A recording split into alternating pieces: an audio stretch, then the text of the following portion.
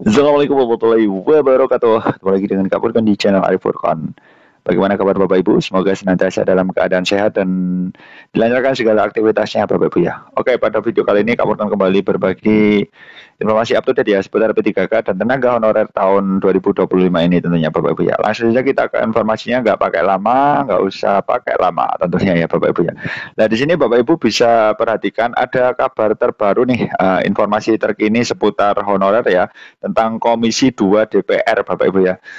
Komisi 2 DPR ini mengungkap sumber masalah seleksi P3K 2024 itu bukan hanya pada BKN. Kamis hari ini Bapak Ibu ya, 6 Februari 2025 jam 4.24 tadi. Nah, tentunya ini memang sumber masalahnya itu banyak Bapak Ibu ya. Jadi penuntasan honorer itu tidak bisa dianggap remeh karena formasi yang cukup sangat terbatas sekali Bapak Ibu ya. Nah, di sini Wakil Komisi 2 DPR RI Bapak Dede Yusuf juga secara gamblang ya menjelaskan bagaimana sumber permasalahannya itu tidak hanya pada BKN. Seperti itu Bapak Ibu ya.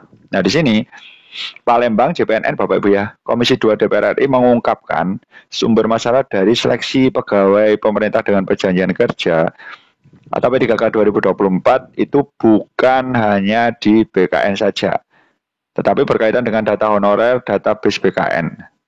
Nah, demikian terungkap ya Bapak Ibu ya, terungkap saat Komisi 2 DPR RI bersama pemerintah Provinsi Sumatera Selatan Pemprov Sumsel mengevaluasi pelaksanaan seleksi P3K maupun CPNS 2024 tahap 1 di Palembang hari Rabu 5 Februari kemarin.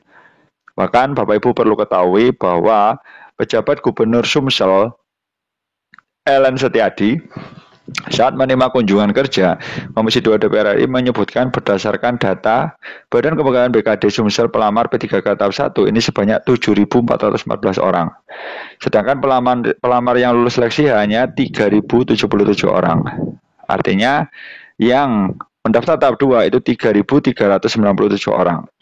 Kemudian untuk honor database BKN, di sini Bapak Ibu bisa perhatikan untuk honor database BKN itu memang cukup banyak sekali Bapak Ibu ya. Nah, ini ada 8.600 orang.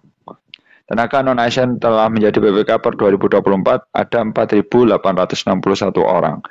Tentunya di sini honor database BKN yang belum ikut seleksi P3K ini sekitar 958 orang. Tentunya ini mendaftar di tahap 2 ada 400-an orang. Tidak mendaftar 545 orang. Nah, kemudian yang non database BKN mengikuti CPNS dan memiliki masa kerja di bawah 2 tahun ada 501 orang. Jadi memang permasalahannya itu memang cukup banyak Bapak Ibu ya. Maksudnya tenaga honorer itu cukup banyak, sedangkan formasi yang disediakan itu sangat sedikit. Nah, itulah yang menjadi permasalahan. Berbeda kalau jumlah formasinya itu sama dengan jumlah honor database BKN-nya itu sangat aman Bapak Ibu ya. Dengan perincian tenaga honorer non database CPNS itu 241 orang dan masa kerja kurang 2 tahun sebanyak 206 orang. Nah, di sini Pemprov Sumsel mengungkapkan ada beberapa kendala ya, tentunya adalah salah satunya adalah keterbatasan anggaran untuk menggaji mereka. Namun dijelaskan juga bahwa Pemprov Sumsel akan berupaya membayar gaji P3K paruh waktu yang cukup layak tentunya Bapak Ibu ya. Nah, Wakil Ketua Komisi 2 DPR RI Bapak Dede Yusuf mengatakan komisi yang dipimpinnya ini membawai urusan pemerintahan daerah, termasuk yang terkait dengan Kemenpan RB dan kepegawaian, urusan pertahanan, serta urusan pelaksanaan pemilu. Kami paham bahwa pemerintah sedang melakukan upaya penataan terhadap ASN. Nah, dalam prosesnya, undang-undang ASN ini masih belum keluar. Nah, di sini terutama terkait dengan pegawai honorer. Oleh sebab itu, kehadiran kami di sini ingin menyerap aspirasi ya Bapak Ibu ya, dan mendengar kendala yang dihadapi pemerintah daerah, ujar Bapak Dede Yusuf. Seperti itu.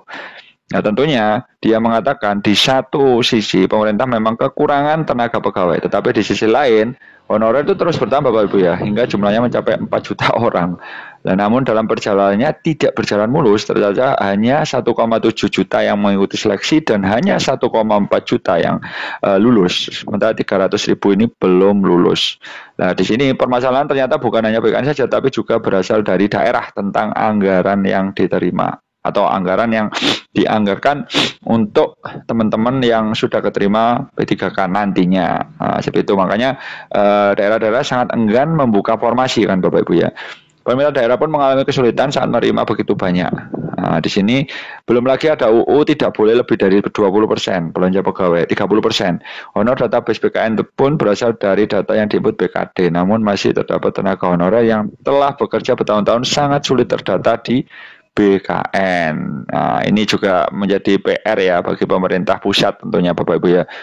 Permasalahan lain juga muncul kata Bapak Dede ini adalah pegawai honorer pusat ditempatkan di daerah atau provinsi. Namun oleh Pemprov dianggap sebagai pegawai pusat, sementara pusat menganggap pegawai tersebut berurusan daerah. Lah ini saling menyalahkan Bapak Ibu ya. Melihat berbagai kendala tersebut, maka pihaknya mengusulkan kepada pemerintah daerah agar mengutamakan tenaga non-ASN XK2 menyelesaikan proses penerimaan P3K. Memang ada usulan agar honorer P3K ini bisa menjadi CPNS. Tentu saja kami setuju akan hal ini, hanya saja kita akan selesaikan satu persatu. Pemerintah daerah juga fokus saat ini proses penerimaan P3K yang telah lulus, dan bagi P3K pada waktu ini perlu dicarikan solusi. Terpenting yang didahulukan angkat pegawai yang telah ada saat ini. Ya semoga saja ya Bapak Ibu ya teman-teman ini yang kode R2 R3 yang tidak mendapatkan formasi ini, artinya menunggu kebijakan dari teman-teman pemerintah pusat ya, dengan dibantu dan dinaungi oleh Komisi 2 DPR. Seperti itu dulu informasi dari Kapolkon, mudah-mudahan bermanfaat. Wassalamualaikum warahmatullahi wabarakatuh.